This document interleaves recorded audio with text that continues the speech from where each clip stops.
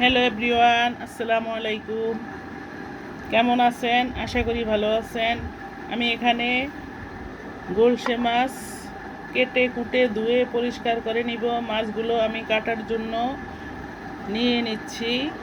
দেখেন মাছগুলো মোটামুটি বেশ বড় গুলশা মাছ। এই মাছটা চচ্চড়ি করে খেলে দুর্দান্ত মজা। আমি চচ্চড়ি করে নিব, কোনো সবজি দিব না সাথে। চচ্চড়ি করে রান্না করে খেয়ে দেখবেন, দারুণ মজা, দারুণ। এক প্লেট ভাত এক নিমিষেই শেষ হয়ে যায়।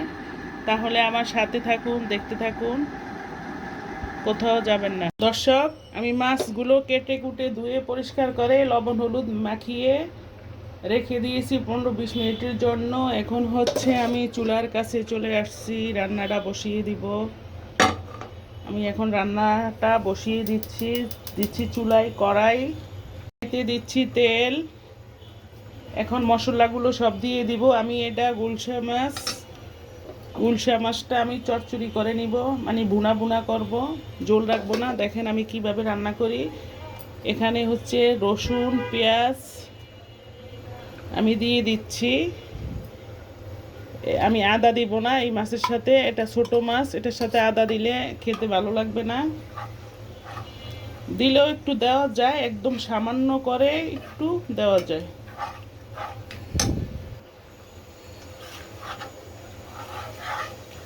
এইভাবে মশলাটা চচ্চড়ি করে গুঁড়া করে নিচ্ছি, কষিয়ে। সরি, আমার ভুল হয়ে গিয়েছে। মশলাটা আমি এখন সুন্দর মতো কষিয়ে নিব। দিচ্ছি লবণ। আমি মাছের সাথেও লবণ দিয়ে মাখিয়ে রেখেছি, এখন আবারও একটু লবণ দিয়ে দিচ্ছি। এখন হচ্ছে দিব হলুদ মরিচের গুঁড়া,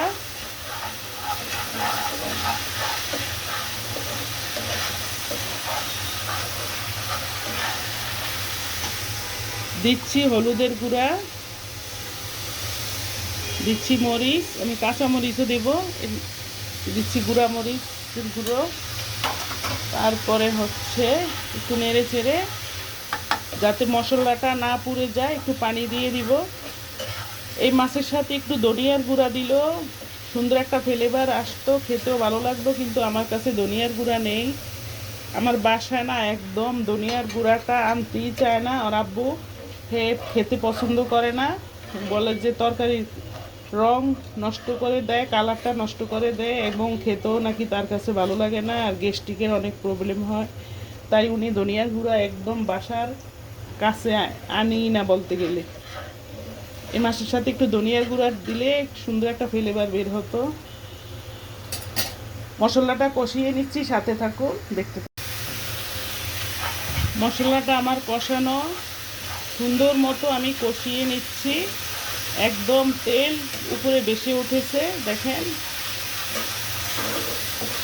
এই পর্যায়ে এসে আমি গুলশে মাছটা দিয়ে দিচ্ছি।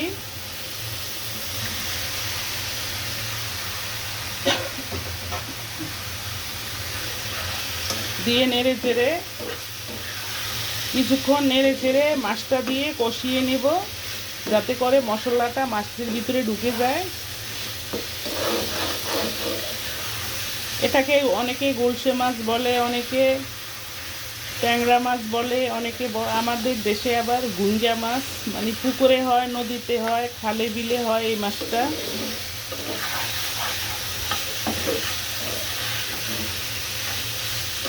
এভাবে কষিয়ে নিচ্ছি, সুন্দর করে কষিয়ে নিয়ে এখন দিয়ে দিচ্ছি হচ্ছে কাঁচামরিচ।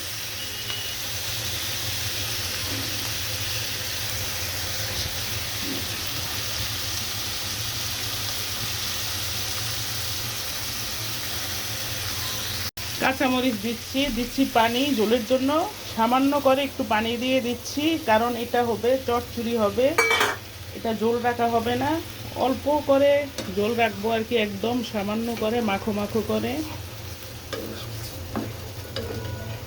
আমি মাছটা দিয়েও সুন্দর করে কষিয়ে দিচ্ছি। দেখেন কালারটা এখনই অনেক সুন্দর আসছে, সুন্দর একটা ফ্লেভার বের হচ্ছে। মাছটা হচ্ছে আমার নদীর, এই মাছটা আমার নদীর মাছ, এটা কোনো চাষের মাছ না, যার জন্য গ্রানটা অনেক সুন্দর বের হচ্ছে।